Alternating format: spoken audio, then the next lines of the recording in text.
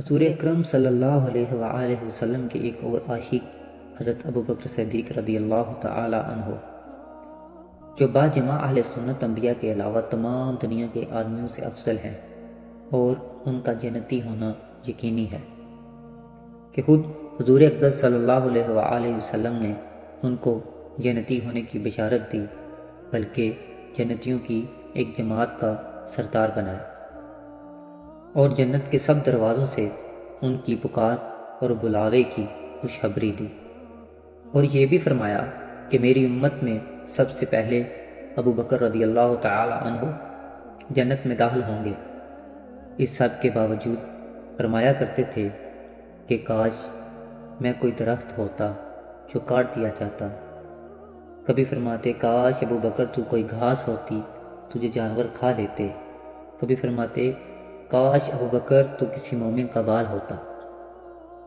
ایک مرتبہ ایک باغ میں تشریف لے گئے اور ایک جانور کو بیٹھے ہوئے دیکھا کہ ٹھنڈا سانس بھرا اور فرمایا کہ تو کس قدر لطف میں ہے کہ کھاتا ہے، پیتا ہے، درختوں کے سائے میں پھرتا ہے، اور آخرت میں تجھ پر کوئی حساب کتاب نہیں۔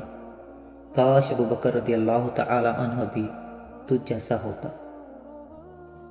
ربیع رضی اللہ تعالی عنہ کہتے ہیں کہ ایک مرتبہ کسی بات پر مجھ میں اور حضرت ابو بکر صدیق رضی اللہ تعالی عنہ میں کچھ بات بڑھ گئی، اور انہوں نے مجھے کوئی سخت لفظ کہہ دیا جو مجھے ناگوار گزرا۔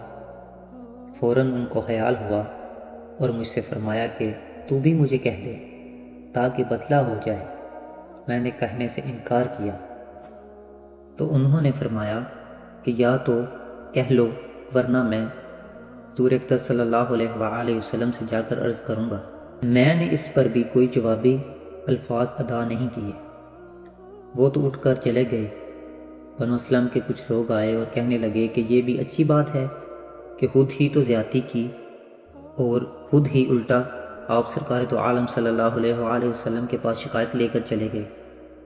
میں نے کہا تم جانتے بھی ہو یہ کون ہے؟ یہ ابو بکر صدیق رضی اللہ تعالی عنہ ہے۔ اگر یہ خفا ہو گئے میرے سے تو یہ رسول خدا صلی اللہ علیہ وآلہ وسلم کے لاڈلے ہیں، تو آپ سرکار تو عالم صلی اللہ علیہ وآلہ وسلم مجھ سے خفا ہو جائیں گے۔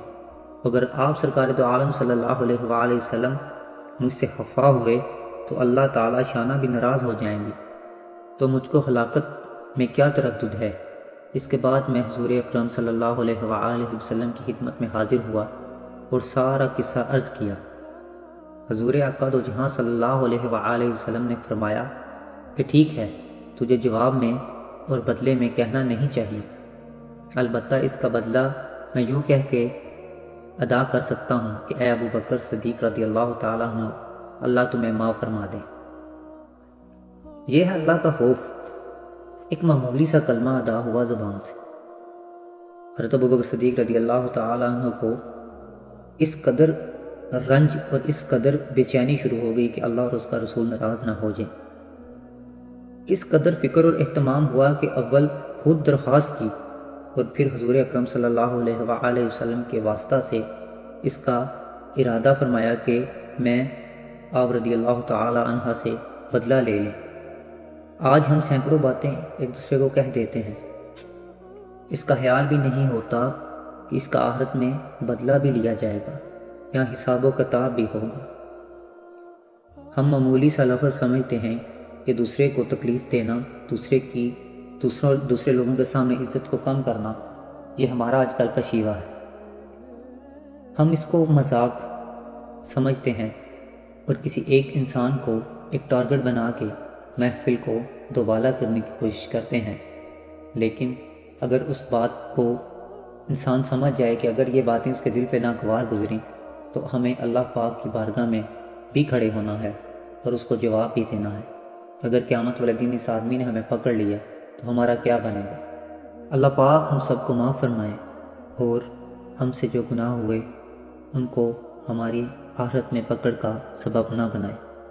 ہم سب کو اسلام پر چلنے کی ہمت، جرأت اور طاقت نصیب فرمائے۔ دعاؤں میں یاد رکھیے گا۔